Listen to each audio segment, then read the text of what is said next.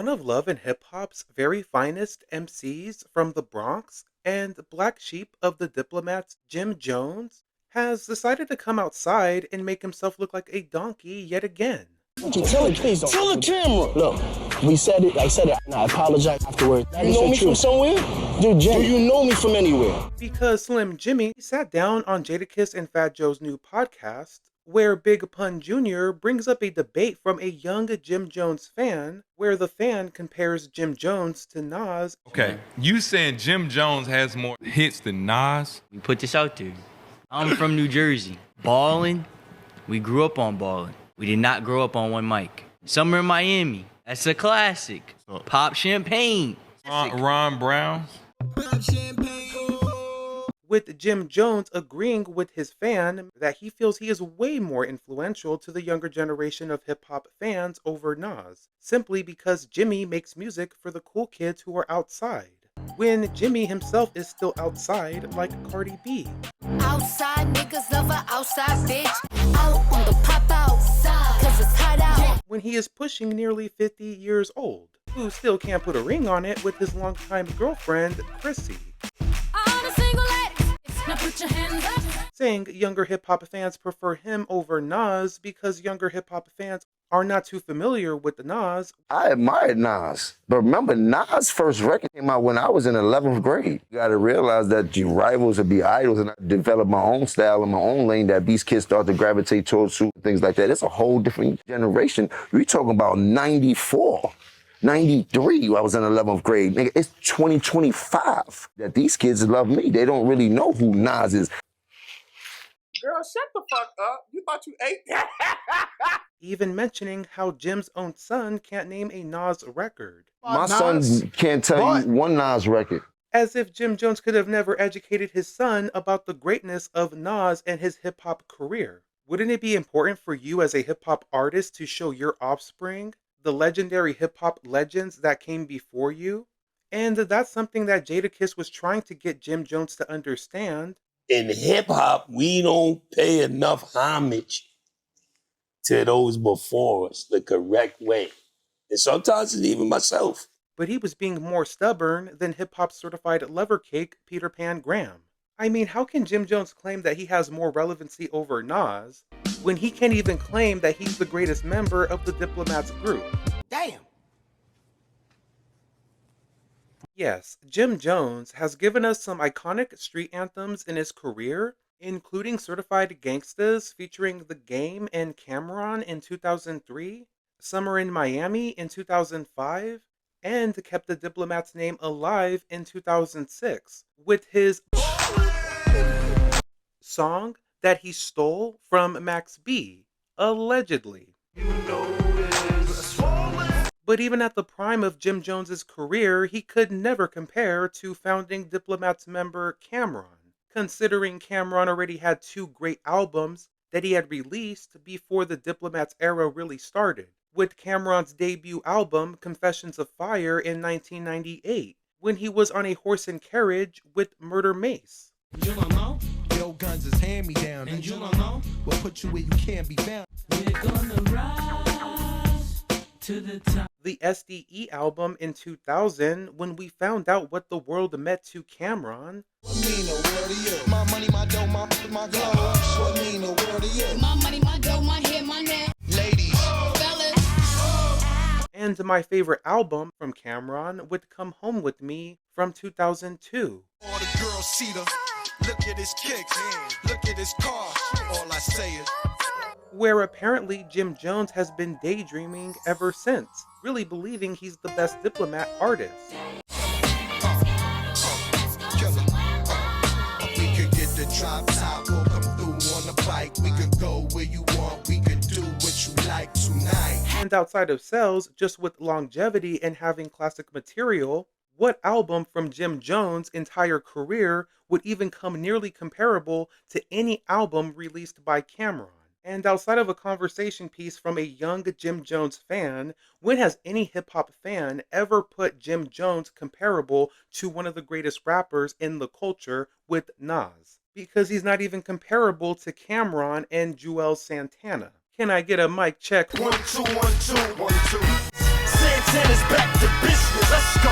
Mic check 1 2 1. Nas has a much more definitive hip hop discography over Jim Jones, with Nas giving at least 3 to 4 classic albums in his entire career. Starting with Illmatic in 1994, when Nas told us that the world is yours. I'm out for presidents to represent me. Say what in the world is this? The world is yours. It was written in 1996. Imagine everybody flashing, fashion, designer clothes. Imagine that. Stillmatic in 2001. One mic, one beat, one stage. Show me how to do things his son did pure. Fuck Jay-Z. What's up, niggas? Hey, yo, I know you ain't talking about me, dog. You? What? And Godson in 2002. King of the town. Yeah, I've been that. Where you and your men's at? Rooftop like we bringing 88 back. They made you look. For the culture, let's talk about the Untitled album in 2008, where Nas was our hero for hip hop. When God's son will trust, I'ma give them what they want. I guess that makes me a But we'll get into more detail with Nas's discography later in the video. And Nas recently responded with a new casino partnership with Resorts World for a new casino resort in Queens, New York. So outside of hip-hop, Nas is further proving his impact and legacy by bringing jobs and resources to his borough of Queens, New York, while Jimmy is still out here eating a chopped cheese with the YNs making summer anthems about spinning the block in Harlem and the Bronx. Stay Dougie fresh, we always got it on it. Trying to get on Portos like 5 in the morning. Nigga, is you shitting me, you're kidding me. Here are my biggest reasons why Jim Jones is nowhere near comparable to Nas when it comes to influence in hip-hop. His chart longevity. The funniest part about Jimmy bringing up his stats with Nas is with a quick Google search, you will easily see how Jimmy embarrasses himself. Check my track record, then check everybody else's track record. Then go to the billboards and check all my entries, then check all them niggas' entries and shit like that. Now, you want to go to the billboard entries, pull up Nas' billboard entries, then pull up my billboard entries. Sure about that? You sure about that? With only having 2 records to ever chart on the Billboard Hot 100. With the obvious We Fly High back in 2006. Reaching the number 5 spot on Billboard. Then 3 years after with his Pop Champagne record featuring Ron Browse and Jewel's Santana, peaking at number 22 in 2009. Then you go to Nas, just with the songs on the Billboard Hot 100. Nas is easily defeating Jim Jones, having 27 songs in his career, making placements on the Billboard Hot 100. And again, 27 total songs on the Billboard Hot 100 alone. Songs like I Can. Take the vow, I know I can. I know I can be what I wanna be. If I Rule the World, featuring Lauryn Hill. One Mic, I Made You Look, and many other iconic hip-hop records. And to be more petty, let's talk about the albums on the Billboard 200 albums chart. Jim Jones does have Harlem, Diary of a Summer, and Hustler's Poem that respectfully peaked at number 5 and number 6 in 2005 and 2006. Pray for Rain in 2009, peaking at number 9. Capo in 2011, peaking at number 20. Then 7 years later, with his Wasted Talent album in 2018, peaking at 131. Then his El Capo album, peaking at number 114 in 2019. And while some may say that these are great numbers for Jimmy, they really don't mean shit when you're comparing those stats to Nas, with Nas's Illmatic peaking at number 12 in 1994. It Was Written going number 1 in 1996. I Am and Nostradamus peaking at number 1 and number 7 in 1999. Stillmatic album peaking at number 5 in 2002, then God's Son peaking at number 12 in 2003, with all of these albums all being certified platinum at minimum, selling anywhere from 1 million to over 2.5 million copies for each album. Do I need to continue? Well, yes I do. Street's Disciple in 2004, peaking at number 5. And can we have another moment of silence? For brothers who die from black on black violence. Hip Hop Is Dead, peaking at number 1 in 2007. Another number 1 album with Untitled in 2008. Life is Good album peaking at number 1 in 2012, with all of those albums being certified gold.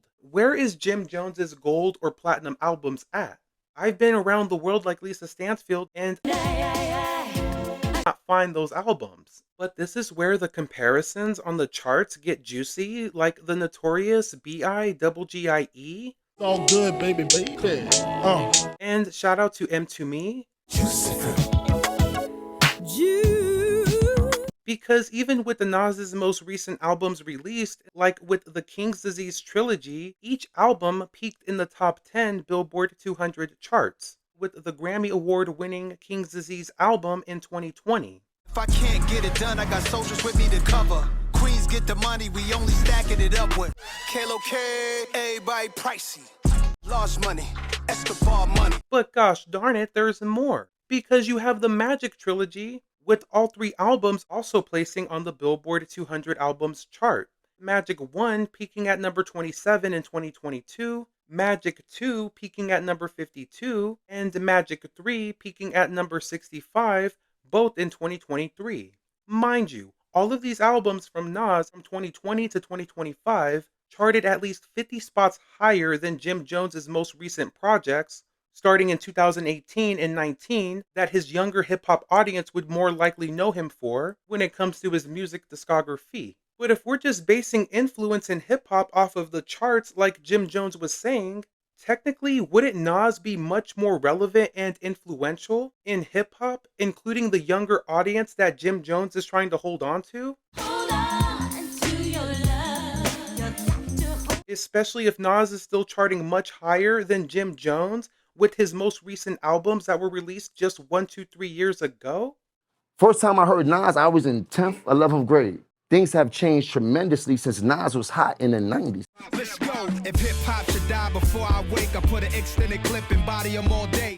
She's dead. She's dead. He had a smooth wave. I'm a rare dude, I'm a wonder. Your best success is my worst blunder. Now let's toast to the hustlers. But it didn't carry over the way that we seen other artists carry over that was supposed to be in his position. I'm in a good mood, good groove, pull me up. Fix your life, hurry up. Ain't that many people did 27 summers or anything. 27 summers in a row. He was supposed to be a leader of, but he didn't get to finish his mission. But I don't care about that part. You think? I care about right now. Bitch, shut the fuck up. Get the fuck out of here. Just like Keisha Cole, I think Jim Jones really needs to let this comparison go.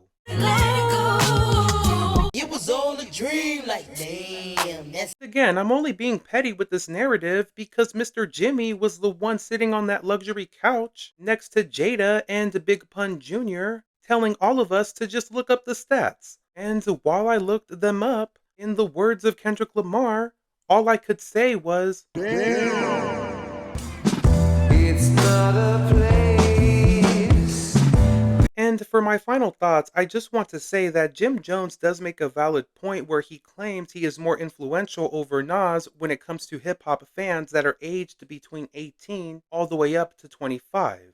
But in all honesty, these fans of Jim Jones are most likely not influenced by Jim Jones's music, but more for his fashion. That plays a part in it too, because it's like Jim Jones did top 3 influential people regarding dressing, Chrome Hearts, and the BB Simons belts and all that. Jim Jones is like top 3. So where you put Max B?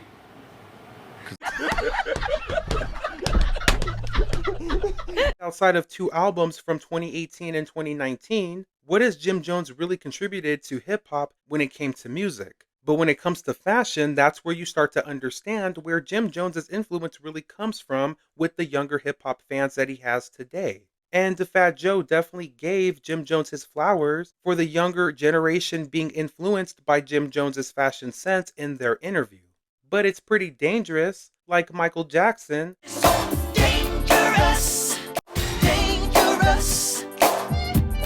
to start comparing yourself to one of the greatest rappers of all time just because the cool kids who are barely becoming full-grown adults themselves are more influenced by you over Nas simply for the clothes that you wear, and not for your memorable lyrics or bars. Isn't your hip hop legacy supposed to be primarily based off the music that you make? I know, somewhere deep down in my heart, I still love you.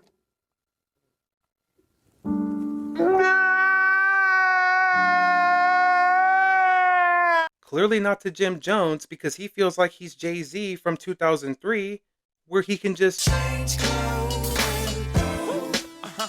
Fresh to death, boy from the project. Sexy, sexy.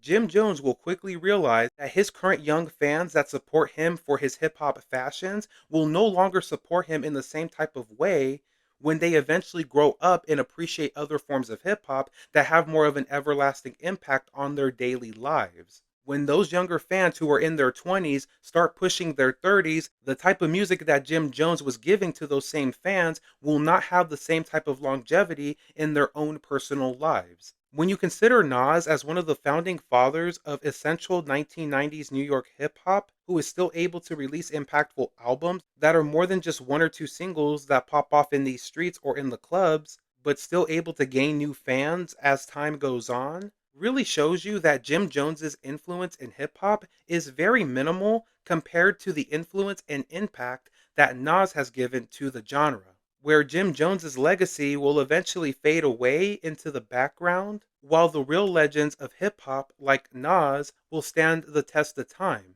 until the end of time, like Tupac Shakur. But it's clear I'll always be the same until the end of time. Need your hands to come and heal me once again till the end of time. Thank you for watching today's video, and my apologies for being about a week or two late with this debate, but clearly I had a lot to say. Let me know what your thoughts are in the comments. Do you think that Nas is much better than Jim Jones, or do you feel that Jim Jones has a valid point? But if hip hop is supposed to be about the art form first, the lyrics, the songs that you're making that have the chart longevity that Jim Jones was trying to claim, I'm just saying, then there's really no comparison to me at the end of the day. But let me know what your thoughts are. Don't forget to like, comment, and subscribe. And until next time, go be amazing and have an amazing rest of your day.